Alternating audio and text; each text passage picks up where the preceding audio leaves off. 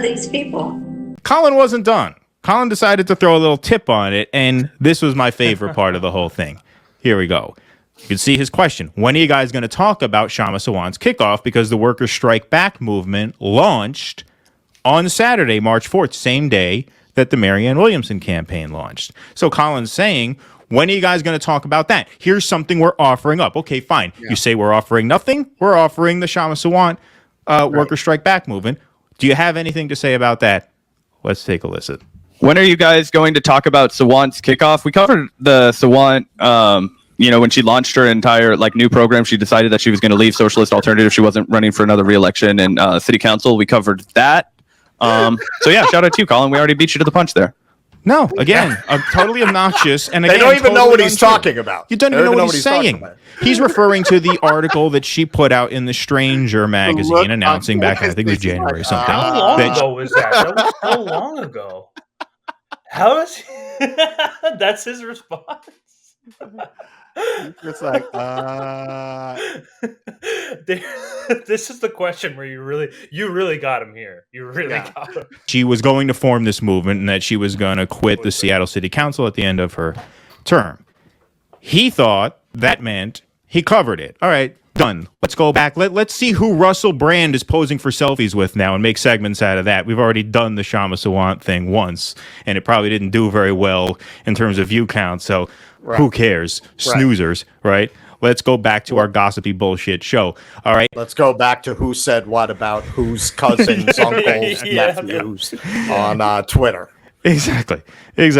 All right. So here's how this goes.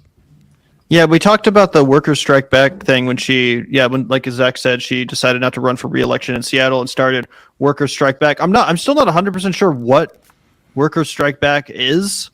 Oh, he did a great job covering it then. That was a killer segment you did on it a couple of months ago. Yeah, we covered it. Yeah, totally.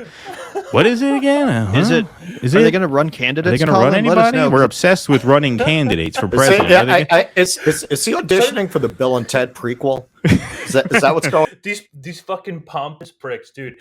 As soon they spent 10 minutes bashing you about how apparently how wrong you are, and then as soon as you bring this up, they're like, oh, what is that again? What can you enlighten us? Can you just let us know can you just remind me what that is? Yeah. We don't have to play the rest because I think the damage is done here. But we're good. But again, and we'll play a little bit of this because basically the idea was I wasn't talking about when she announced her kickoff. That was a few months ago. I was talking about the actual kickoff that happened last weekend that also coincided with Marianne Williamson's presidential primary challenge. So, and if they did their research, and I have to wonder if they knew this but just wanted to ignore it, or if they were just blatantly ignorant of it, they would have known that Nick from RVN, the very people that they were like, oh, they're not offering anything, spoke at her rally in Seattle. We did talk about it on INN News, just before. And again, just want to shout out Due Dissonance. Thank you for having my back. Really appreciate you trying to make sense of what I was saying in a limited character limit, on Super Chats, being able to fully flesh out what I was trying to get through the fixed goals. But let's show the alternatives that many of us are trying to advocate for. So I do want to give Nick some love, and I haven't seen all of it, and we're not going to play all of it, but just to give you an idea of what Nick was saying. The volume, unfortunately, on this is not that great, but Nick, you'll get the gist of it. So you can go ahead, Greg.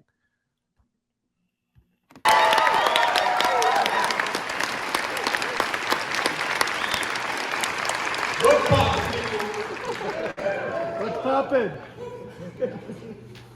I need to move the microphone.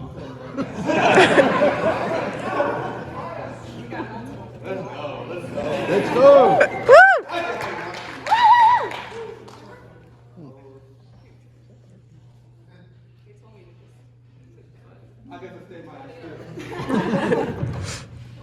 poppin', my friend, my family? Great to be here. Yeah. Test.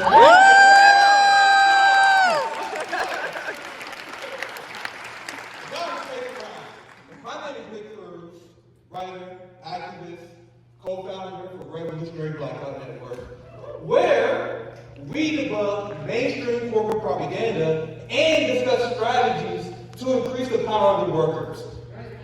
Which is why, with Worker Strike Back, what Sean, what you guys are doing, is so important to give people an alternative to this rigged electoral politics game.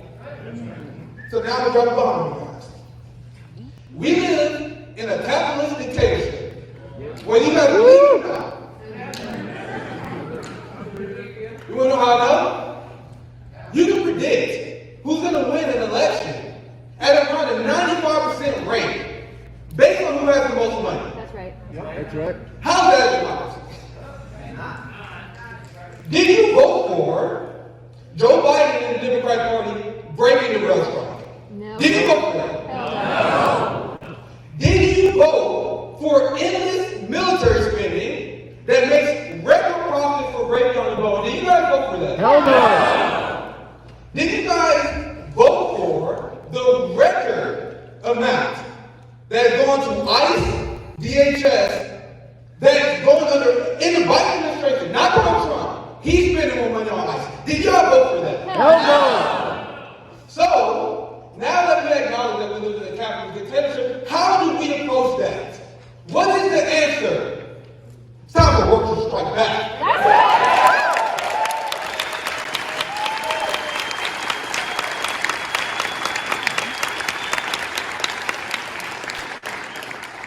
I think people really underestimate the power of, like, especially like indie media, or at least like if you're going to be any sort of micro internet celebrity, managing to coalesce your audience around going to events like this Right. is so incredibly powerful. You just look at what happened in DC.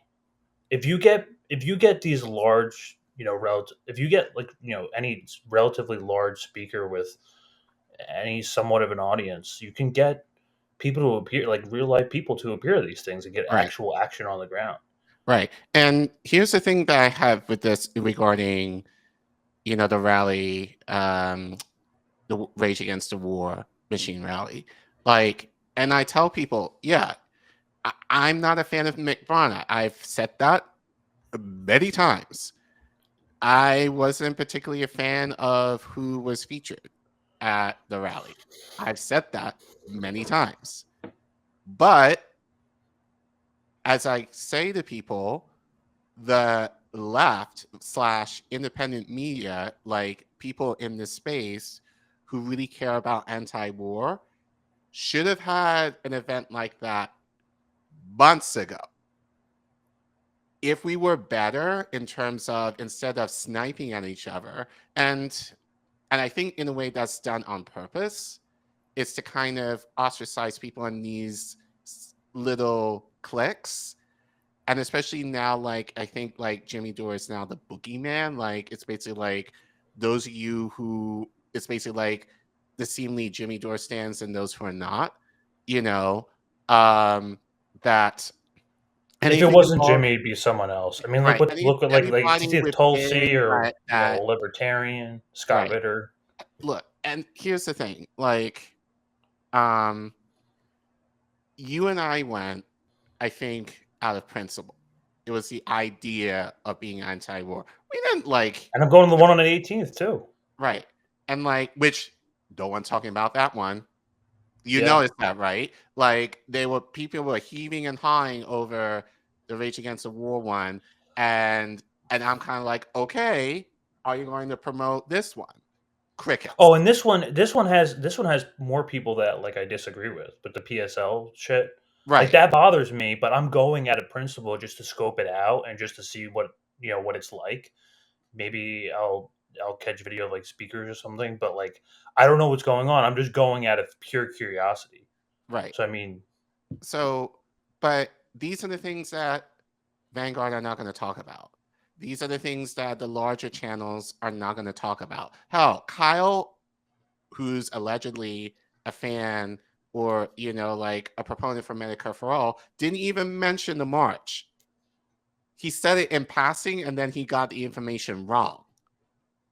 You know, so it just kind of shows that they're not serious about this. They're not even paying attention. That's the worst part of it. They Right. don't give enough of a fuck to even like know enough. Right. And as we need right now, like we need labor to coalesce together to actually make demands so that we can be a bit more unified force to make politicians afraid that if they don't do what we ask them to do, then that means they're out of a job. That's what we need to focus our energies on right now, not to kind of play. And people are like, "Oh, you don't have to hope for Marianne, but what she's doing is valid." You know, um, okay, but as Russ said, the energy will be taken away from people who are actually trying to coalesce around the idea of like we must support Marianne, you know, and that is what is pissing me off, you know. Um, so yeah, so again, you know, long of it regarding Vanguard because I'm done with this, and then we're going to get to the other part where I'm going to tap into your brain a little bit more. I'm not going to give Vanguard a super chat ever again. Okay. Good. All Done. right. Like I'm No. making that stance right now. I'm not doing that ever again. If they want to have, like, I don't want to say debate because I'm not a debate me, bro. But if they ever wanted to have me on, and I've changed my mind on this because initially I was like, I'll never go on the Vanguard. But like, if they're going in good faith to actually have a conversation, I'll be willing to do it. You know, I'll make that stance right now. If they're willing to have me on to have an actual conversation regarding real issues, regarding like the reality of what people, you know, who are actively working on the ground are doing and why people are disenchanted with the idea of like running, like trying to do anything electorally, I'll be willing to do it, you know. But I wouldn't do it if they're going to pull like what they did to Aaron Mate type shit. I know Indy's like, no, like I know I'm going to do that, so I'm not worried about it. But I'm making look, I'm maturing in that sense of like because it's the idea of like being able to say, you know, something to kind of counter what they're saying, you know. So at least the idea of like we need to coalesce around labor is actually getting more out there versus these larger channels trying to push electoral politics. And you know what? They're young enough to the point where like they can be saved. I think. I think with a little bit of convincing, they can be saved, which is essentially what we're trying to do. We're trying to, Who, save who you mention? Who are you talking about? Vanguard. Um, look, if anything possible, sure, but I think their principles and priorities have to change. But I mean, in order to do that, then they have to risk the access that they currently have to actually speak on the right thing. And as of right now, I don't think they're willing to. I guess I'm most likely just trying to uh, serve the purpose of trying to change minds at least. Oh, we got some people in the chat. We got Sammy The here. pasta. At least we had Due Dissonance here. I assuming this is Pasta. Shout out to you, Pasta. Thank you for I should have tuning said hi in. to Pasta at the rally. Yeah, so I missed him. but yeah, let's get into the actual part I'm gonna need your help with because so once upon a time over a year ago, when I started INN News with Reef. Oh, I hope this got clipped properly. I'm not sure if Just give me the timestamp and I'll go to it. It's probably around. Geez, oh no, I have to check it now. But I'll talk while I'll try and clip it properly. Not sure. Oh, I have it. Okay, good. All right.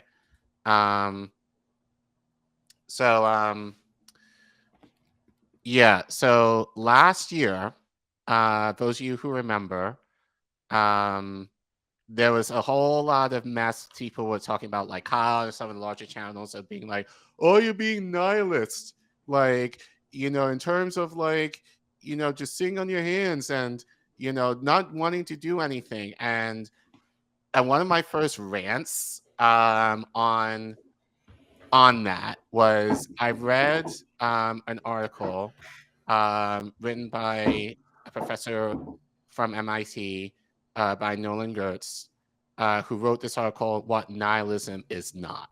And I remember, like, this is when I knew of you, but I think this was one of the times that I started to get to know who you are. And I remember you being in the chat, and I remember you kind of saying some things. There you go. Like, I think your chat is right there in the screen. And since coming to know you, like, I know you've dabbled in philosophy. This is kind of your thing. As I said in this clip, I failed philosophy in college.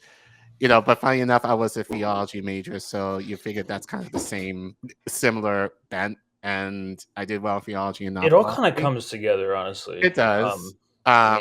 History and. But I wanted to bring this up again because people are getting the term nihilism wrong, which was the point. It's like you're misinterpreting what nihilism means, because it's not the idea of not doing anything and just being in despair, which was the point that I made last year. So I want to play some of this again, and then you have another clip that you shared with me yesterday that I think kind of tracks. I think it speaks more on the political side. This article is just more on the general aspect of nihilism. So we're just going to go back down memory lane for me reading this. How long ago? It was a year ago. It was back 9 months ago. Literally a year ago. But yeah, let's remind ourselves what nihilism is. Okay. So I love philosophy. I failed algebra, so I did fail philosophy. So I have the definition here, but even here, for me in my little brain, it's, well, according to the dictionary, a viewpoint that traditional values and beliefs are unfounded and existence is senseless and meaningless. You kind of make, well, it kind of makes sense to me, but it doesn't. As I said, it's more of a philosophical term. And then during the prep last night, I actually found a good article that I think kind of explains it better than probably what I ever could. And so this article is from Nolan Gertz, who is connected with MIT. And I think he gives, and I didn't clip the whole thing just for time, but I think there's enough of it to just kind of share, just to encourage people, you're not nihilist, in thinking the way that you're thinking. You might be other things, which I think would be a more accurate definition, but a nihilist is definitely not the term that you people. Thanks, Keaton. The money's back. Yeah. We got it back. Thanks for the refund. Thank you, Pasta, for the super chats. Appreciate it. Thank you, Pasta. Thank you, Keaton. All the big boys came in today to save us. Should be using. So I'll just read the article real quick. So the article, and we'll link it at some point, if you guys want to read the whole thing. What nihilism is not. So nihilism, not unlike time, according to Augustine, or porn, according to the U.S. Supreme Court, is one of those concepts that we all are pretty sure we know the meaning of, unless someone asks us to define it. Nihil means nothing. Ism means ideology. Yet when we try to combine those terms, the combination seems to immediately refute itself, as the idea that nihilism is the ideology of nothing appears to be nonsensical. To say that this means that someone believes in nothing is not really much more helpful, as believing in something suggests there is something to be believed in. But if that something is nothing, then there is something to be believed in which case believing in nothing is again a self-refuting idea. Yeah. And Into the the next slide. Next slide. There you go. Yeah, thank you. It is easy, therefore, to fall into the trap of thinking everything is nihilism, which of course leads to thinking nothing is nihilism. Thus, in order to preserve nihilism as a meaningful concept, it is necessary to distinguish it from concepts that are often associated with it, but are nevertheless different. Concepts such as pessimism, cynicism, and apathy. Nihilism versus pessimism. If optimism is hopefulness, then pessimism is hopelessness. To be a pessimist is to say, what's the point? Pessimism is often likened to a glass is half empty way of seeing the world. But since it's only half empty, this scenario might still be too hopeful for a pessimist. A better scenario might be that if a pessimist fell into a well, and if someone offered to rescue him, he would likely respond, why bother? In the well, out of the well, we're all going to die anyway. In other words, pessimism is dark and depressing, but it is not a nihilism. In fact, we might even go as far to say that pessimism is the opposite of nihilism. Like of nihilism, pessimism could be seen as a rising from despair. The fact of our death, the frustration of our desires, the unintended consequences of our actions, the tweets of our political leaders, any or all of these things could either lead us to either nihilism or pessimism. However, where these two roads diverge is over the question of whether we dwell on our despair or hide from it. And next.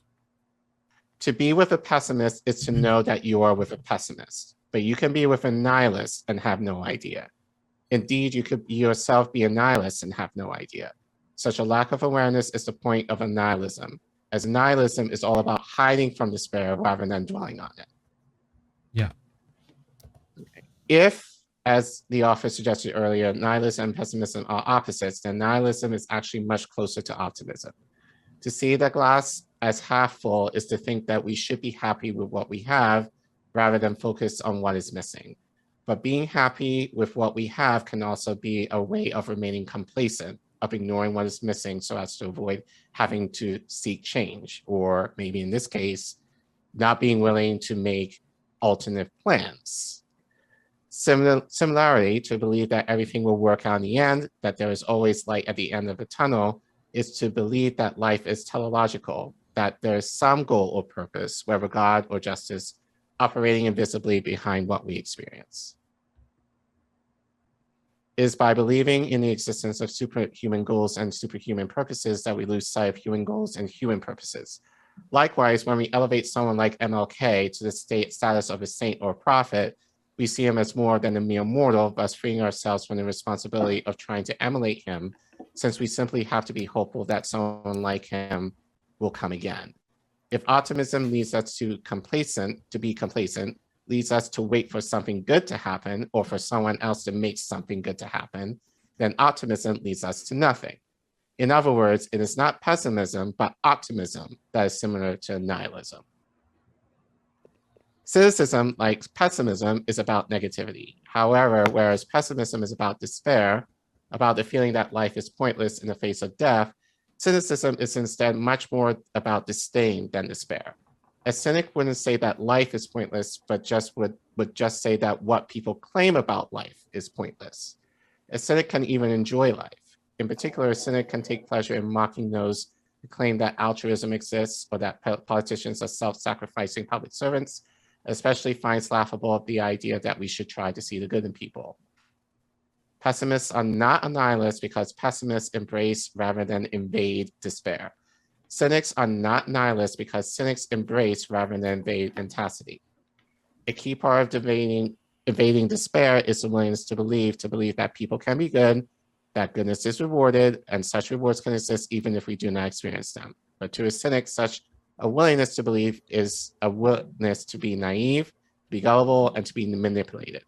The cynic mocks such beliefs not because the cynic claims to know that such beliefs are necessarily false, but because the cynic is aware of the danger represented by people who claim to know that such beliefs are necessarily true. The cynic presents itself or herself as a realist, as someone who cares about actions, not intentions, who focuses on what people do rather than on what people hope to achieve, who remembers the failed promises of the past in order to avoid being swept up in the not yet failed promises about the future. The idealist, however, rejects cynicism as hopelessly negative. By focusing on intentions, on hopes, and on the future, the idealist is able to provide a positive vision to oppose the negativity of the cynic. But in rejecting cynicism, does the idealist also reject reality? You can stop And here. so all of that, I think, yeah. So again, I talked about all of that last year. So again, you have the brain to think through all of that, or at least you have some thoughts. So It just bothers me because the way that we paint all of these ideas in such broad strokes it's very similar to how we kind of paint politics into two camps, either liberal or conservative, because really these ideas are based on a spectrum and they can mean completely different things to different people, and it's really like a fundamental definitional misunderstanding. uh, I I remember writing my 400 level dissertation on Nietzsche, but this is a lot of people like to call Nietzsche a nihilist, but this is basically like his form of nihilism. Nihilism is basically meant to act as a bridge for societies to in order to refashion themselves. He saw society and humanity as a moral, uh, malleable thing. mhm. And so that in order to go through these periods of time, that it's actually inevitable that we as people become nihilist, because that's the point of which we, and he describes it here. But Nietzsche is sometimes dismissed as a malevolent figure obsessed with the problem and nihilism, and he says God is dead. But understandably, these ideas are unsettling. Few of us have the courage to confront the possibility that our idols may be hollow and life has no inherent meaning. But Nietzsche sees not only the dangers of these poses, but also the positive opportunities that they present. The beauty and severity of Nietzsche's text draw from his vision that we could move through nihilism to develop newly meaningful ways to be human. So it does track in terms of the article that I read. It's not so much the idea of like, and I don't want to say despair because nihilism is not necessarily that, but it's what you choose to do from that. Yeah, I mean, really. So really, I mean, it's a different form of existentialism. Really, I mean, it's sort of creating your own meaning, in a sense. Right. Um, Like both parties are traitors. I think he kind of says it appropriately here. I think in this case, like nihilism is repeatedly voting for Democrats, hoping they'll do anything that benefits us when they never have and they never will. So yeah, it's the idea of like the optimism that people can have, like in as far as in the article it says like you're putting your hope in a person, which basically kind of has you sit on your hands and just kind of do nothing. That's the actual nihilism, not the idea of like people being angry or being like, oh, we don't want to do this, because there are people who actually want to do something, So right. it's the People just complete don't understand what nihilism is. It's like right. It's the idea of hiding / the idea of like, or in this case, not listening to what the alternatives are politically, to actually move people out of that despair, but remaining complacent or just being willing to just be like, oh, we're just gonna do this over again and hope that it actually works in our favor this time. That's more the nihilism standpoint versus what we're doing is saying, again, we're not sitting on our hands. We're not telling you not to do anything. It's just the idea of doing something. And I think, Jeb X, I just want to kind of shout out to you because he mentioned I replied to one of your tweets, episode 50 promo tweet. This is fine thumbnail for the video. Maybe you can advise on what to do. I feel like I'm wondering if you're asking what to do as far as electoral politics or like how to counter that. That's why I asked him, but I have to check back and see. And I'll try to respond to you if you're still here. But I think really it's the idea of like, look, focus locally. Focus like, and that's the thing, like, do you know who your council people are? Like, start there. Figure out who are the people that are involved directly in your town or city. Find out who they are. Learn who they are about. Find out what policies or things that they're promoting in your city and town. And then activate it that and become activated that way. You know, figure out like, because I say councilmen because they can generally control your town or city's budget. Like, and see if there's any organizations, you know, in your town or whatever, you know, that you're able to, you know, like kind of uplift some of the issues within your community. And not even that, you don't even have to do any of that. You know, like use your gifts in terms of if you're able to volunteer in your town, if you're able to like do something, you know, like the idea of like these politicians is to spend money. Send your money to them, which it will go to the DNC. Like put that money into, if you have that money to spend, put that money into something that will help serve your community. So it could be a soup kitchen, or it could be like donating stuff, like whatever you're able to do, you know, and then be creative. Like if you have Your form of action can look however it looks like to you. I mean, someone could be doing art or music or, like I said, cooking if you like to be a chef. A lot of these things are like, you know, pretty much malleable to your personality. Whatever you like to do, you know, there's always a way to benefit your community with right, it. like put that money where people are going to directly benefit from. You know, if you're going to do that, or if you're going to use that money, you know, use it to do something to help, at minimum, help your neighbors. Oh, like if you know, like, first of all, get to know who your neighbors are. Because we live in Really, I would simply put like our definition of nihilism of realizing that, you know, there's no superhero coming to save us. right, That the power is in our hands as people. To have to rely on these, you know, superficial characters with these like pumped up you know, online personalities like Bernie Sanders or Marianne Williamson. Instead, we could take the action ourselves, and people right, don't realize that. And that to just completely hyping up this, uh, you know, mommy or daddy character to come in and swoop in and, you know, they're coming to save us kind of attitude is, it's foolish, really. It's just logically inconsistent with the right, reality of where we're right, at today.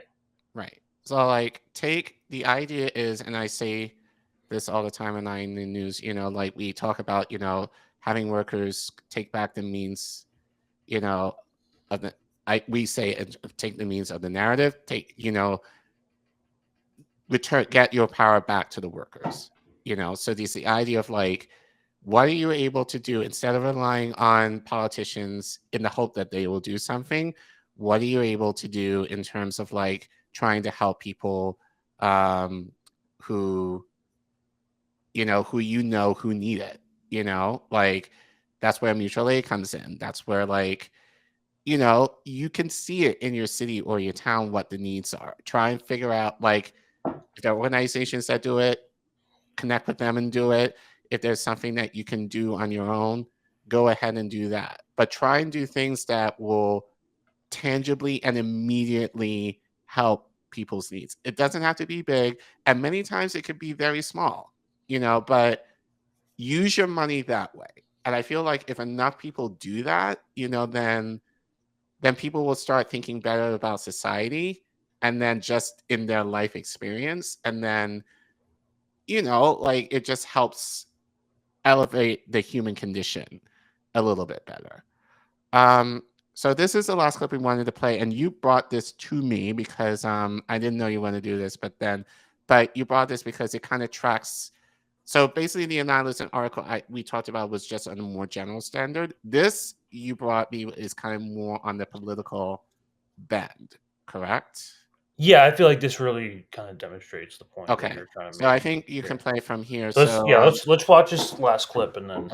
Okay. Yeah, you're just And then you could talk a little bit more about what you saw in this that resonated with you. Right. Of my family, and that involved a rejection of communism, not rejecting a faith in God, but rejecting faith in many other things, including rejecting a faith in different economic abstractions, different beliefs about economics that help to define the communist worldview.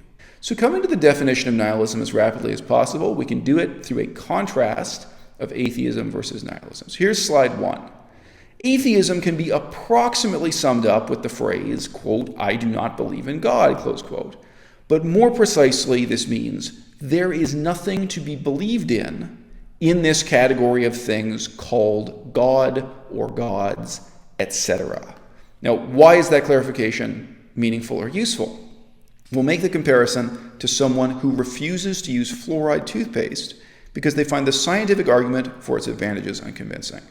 They could be accurately described as stating, quote, "I do not believe in fluoride," right? So their position is not that there was no such thing as fluoride to be believed in.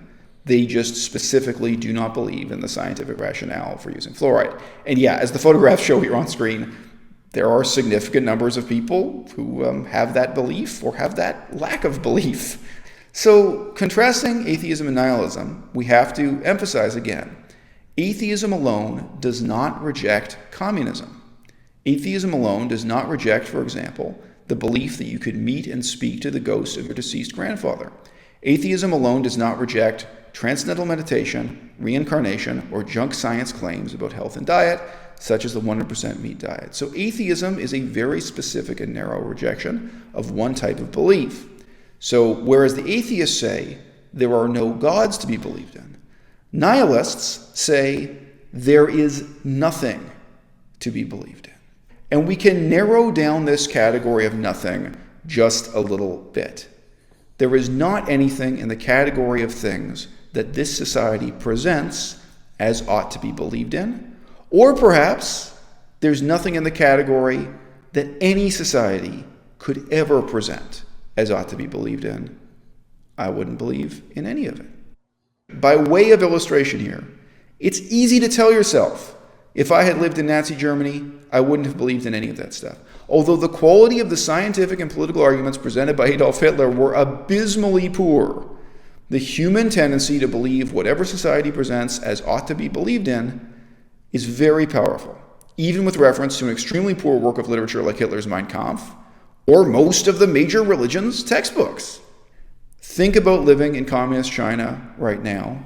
Think about living in post-genocide Canada right now. I think it is true that nihilism entails that you live in a sort of state of constant rebellion or constant friction with the society that you're living in. However, the extent of that rebellion, the nature of that rebellion, is going to be very different in different social contexts. It's not going to be the same in Canada in 2019 as it would be in Saudi Arabia, communist China, Hong Kong. And it's not going to be the same in these social conditions as it would have been in Russia back in 1917, where really, rebellion against the Bolsheviks of any kind was immediately risking your life.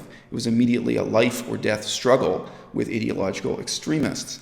However, it's really false to presume that this state of rebellion is a negative, self-pitying resignation to your life being miserable and terrible and bad. Poor little me. It's not like that. It's not like that for most of us. It's not like that for most of us who come on the internet and talk about nihilism. And by the way, I get fan mail from people for whom nihilism has been a really positive motivating force in their lives. I get fan mail from people who discovered nihilism from my YouTube channel and then went off and read a bunch of books and then send me email telling me what a positive thing nihilism has been in their lives. So again, it's easiest to imagine with a foreign, repressive, faraway culture like Saudi Arabia, that living in a state of rebellion against the ideological underpinnings of your society, living in a state where you refuse to believe in the justifications for your society, not just religious, but underpinning the economic system, so on and so forth, that could be a really positive, liberating, motivating thing in your life, where you feel driven to do something better than play out the role you were born into. You feel motivated to rise above the conventions of the society you're in, to move beyond the constraints of the beliefs that define the culture that to you is most familiar. As I say, maybe you would move beyond the constraints of any culture or every culture. I don't know. Maybe if you took someone out of Saudi Arabia and they went to live in Switzerland, they would find conditions in Switzerland good enough that they wouldn't feel that same tension. But the tension can be productive and inspirational. So to give one example from my own life, I've said this many times. For me, living in Canada really is morally tantamount to living in a hypothetical Germany where the Nazis won the war, all right? Canada is built on genocide, all right? And I refuse to accept that. I don't believe in any of the excuses or rationales. I don't believe in any of the justifications for that genocide. Now, how did I cope with that tension? Well, I didn't choose to move to a cave in the countryside and isolate myself from society. I respond to it in a somewhat productive, somewhat creative way by trying to learn Korean Ojibwe. At one point, I was actually enrolled in a university, getting a university degree in Korean Ojibwe as languages, and I saw a future for myself in Canada where I was working in language education and research and revitalization efforts to try to prevent those languages from going extinct. So that was ultimately a kind of productive, meaningful response I had. However, I did that believing in nothing, and I did it precisely because I reject the belief system of the British Empire, even the belief system my own parents subscribe to, the kind of ersatz belief system the whole society is based on, where they ultimately have to believe in their own goodness, the goodness of their society and their own lives, notwithstanding the fact that it's built on genocide and that genocide is still continuing and they're still participating in it and they're not doing anything about it or complaining against it. So based on that rejection of beliefs, on a really kind of nihilistic basis, I threw myself into learning Korean Ojibwe with a passion, and I saw a career path where I could do something that's kind of humanitarian and meaningful, reacting against or rebelling against the society I was living in. That's a completely different set of motivations than someone who, for example, someone who believes in the ghosts of their ancestors actually existing, someone who uses hallucinogenic drugs at a powwow in a tent, has visions, and then decides on the basis of a pious adherence to the religion of their ancestors, on the basis of a spiritual experience, who decides on that basis to go to a university and enroll in courses studying Korean Ojibwe. So as you can imagine, when I was a student of these languages, I would have contact with people who had very different belief systems, very different motivations. Obviously, you can also meet people who are communists or far left wingers and want to get involved with. He didn't mention the. You must have missed the part where he talked. There was an actual like nihilist party in Russia in Soviet Russia at one point, and really it's really kind of just to draw out the contextual understanding of like what nihilism actually means in a political sense, at least. But the way that I think his name is Elzel Mazad. I think that's the name of this guy. I had to look him up. I'm not sure who this is. I think that's what I said. I did search on him yesterday when you sent this. Here's another like popular channel. I mean, this is like kind of like an op channel, but still. But like the idea of what he's saying, which I can kind of get, is the idea of nihilism is rejecting essentially the status quo. Like, and then like it's more like, to kind of simplify it, it's the idea of like you don't buy into what is essentially being force fed to you, you know, and then like the idea from there is like, do you choose to go with it or do you choose to counter it? At which he describes that tension, you know. So I think and I think just for like, and I think we can see this on the left in terms of, people know what the issues are. Even like the people who, are a little more privileged, they know what the issues are, and I think all of us feel that tension, but it's a question of what you choose to do with that tension. And are you Right. willing just to kind of go off and kind of do your own thing and try to do something on a more alternative means? Or are you just going to just kind of fall in line with what is expected? And I think the danger here is that there are people who know the issues who kind of might acknowledge, yeah, I understand what you're going through. I understand the reality of what many people go through, but then they kind of turn around and say, but we still have to do this.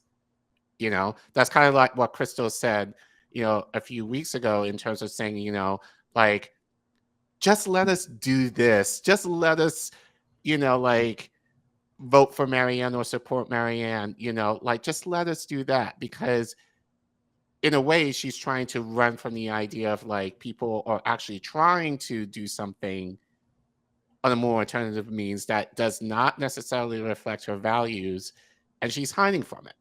So in that, actually, she is being more nihilist than the people who are saying that and I think that was the point I made last year, which is still the point now. That kind of attitude is more nihilistic than people who are actually trying to do something, in the people who are saying, oh, we're sitting on our hands, just saying we're not doing anything. Well, this just really just paints the irony of them calling us the nihilists, Right. because being an anti-capitalist fundamentally means that you are a nihilist. You reject the current ideals or status quo of the system. You don't believe in the American dream, or that America's the greatest country, or any of these status quo ideals that we were grown up and essentially indoctrinated to believe in, and kept doing so through mainstream media like MSNBC and Fox News, and getting pulled into the same narrative that everyone else is in. Right.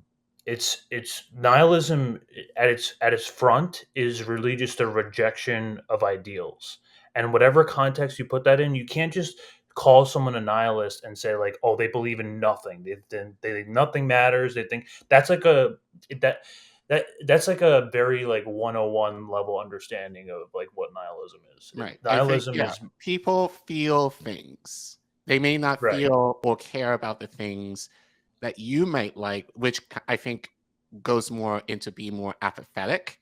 But like, It doesn't have to mean apathy, though. right. That's But the it's thing. like, we may be apathetic towards that thing, but we may have feelings towards something else. But like, Right. just because you're apathetic to one thing doesn't necessarily like you're apathetic to everything. And I think the same thing can be true as far as nihilism. And as both the article that I stated and what this guy's saying too, it's a form of optimism. You can even be a nihilist in terms of like, just going, you are aware of the issues, you're aware of the struggle, you're aware that tension. I think especially being in the space, you feel that tension. But then the question is, what do you choose to do with that tension? Are you just going to be like, oh, whatever, like, or are you actually choosing to do something about it? Like that, which is a lot more challenging, but, but it's based out of a hopefulness. But it's choosing to do what is a question of what do you choose to do with that hope that you have? It's So, creating your own meaning out of a meaningless thing. right. Essentially, finding alternative, like an alternative challenging solution to whatever the current society is operating on. Whatever like context you want to put that in, whether it's like scientific, political, whatever. But I think maybe this may be the last part, but Ashura in the chat is asking, and again, I don't know these terms very well, but what about doomerism? Doomer is just a meme. It's like a play on like boomer. They like I don't know when this came. I think it came up in like 2020, but there's like bloomer, doomer. I'm pretty sure doomerism is that. I think it's pretty much just a meme. I'm pretty sure, but I mean that's. I mean I think that's like describing like the pure apathy kind of sense of like Right. we're all fucked. There's no point. Right. Which And again, I think that's a misunderstanding. Yeah. yeah. But again, as I said with apathy, like I could be apathetic in terms of like, if you give me a choice of where to eat for dinner, I could be like, I don't care, whatever. I could be apathetic to that, but I could be very passionate in terms of like what flavor ice cream I want to have for dessert. So, so it just kind of depends on your personality, like what are the things that you care about versus the things that you're just like, meh, whatever, Like for example, like I'm a vegetarian, right? You could call me a meat nihilist. Like I don't believe in like eating meat, which I mean, I recommend everyone in the chat to go on Netflix and watch the documentary Cowspiracy. So that just to get a good idea, but so I fundamentally like I reject the idea of eating meat just for myself personally. I don't care what you do. And that doesn't mean that doesn't mean I don't believe in eating. That doesn't mean I don't believe in like food or nutrition. Right. I'm a meat nihilist, not a food, not like a food nihilist. Right. Like these things are so contextual. You can't just paint things with a broad stroke like that and then pretend to know what you're talking about. Right. But yeah. Anyway, I think we're you got your interview coming up. We got a lot of stuff coming today. I have enough time because I'm not doing it till later on this afternoon, so that's fine. Are you recording or are you doing it live? No, it's a pre-recorded. So okay. So we're good. So but keep out. But yeah, so so yeah, guys, thank you. So like I said, this will probably be the only time. We got the money back. I'm not going to give them that money ever again. Okay, all right. No, the Vanguard refund fund came through. But as I said, like in a way, I think this was a good lesson for me. Because there's a reason why I'm called Care Bear. Because it's like, but like, and I tried in diplomatic faith to kind of challenge what they were saying, and they had their talking points down and swatted it down. But I think, we just kind of proved, look, it's not about, at the end of the day, as I said, having Marianne run really has no value on my life whatsoever. And I think that's what a lot of people are saying. Having her run is not going to change our current circumstances right now. So really the question is, she's not even going to get the primary. Right. She's not even going to get it. But you can say that for any politician at this point. It's like they're not going to do shit other than like what their corporate masters are basically telling them to do. They're running Biden. They're going to run Biden. So, so really the question is, what should we be doing? Separate from them to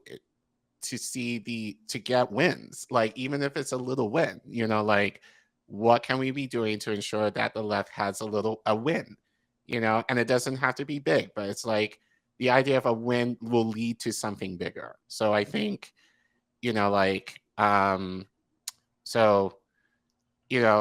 Vanguard can do whatever they want and say, and we're going to kind of do our own thing. But I hope, you guys, and it seems a lot of you guys here are kind of wised up to what they're doing and whatever else. It's like I said, they're in the wrong space. Vanguard is not. Yeah, it sure is. If you're gonna be like us and use $50 microphones in our apartment rooms, then talk about like real shit. Like don't go ahead and like if you're gonna want to be mainstream news, go act like it. Go be like Breaking Points. Right. Go get a job at Breaking Points.